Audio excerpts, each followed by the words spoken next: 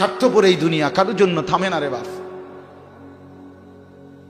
হ্যাঁ, যেদিন বাপের জানাজা পড়ে, যেদিন বাপের লাশ কবরে দাফন করে, সেদিনও বংশধর সন্তান ছেলে মেয়ে ঘন্টাখানিক 2-4 ঘন্টা কাইন্দা কাটটা হইলো, রাতের বেলা ঠিকই ভাত খায়। হ্যাঁ, খায় না? পাশের ঘর থেকে খানা আনে, ওরা ঠিকই খায়। স্বার্থপর দুনিয়া যে থামে না রে ভাই, থামে না দুনিয়া। ওই জন্য আমাদের কারোর জন্য থামবে না। তুমি আমি মরে গেলে শেষ। আবারও বলছি এই কথাটা, আমি মরে গেলে এরপরে পৃথিবী যত আধুনিকে হোক না কেন, আমার কি কথা বুঝছিনি? আমি মরার পরে যদি সবার ঘর স্বর্ণের বাড়ি হয়ে যায়, তো আমার লাভ হইল কি?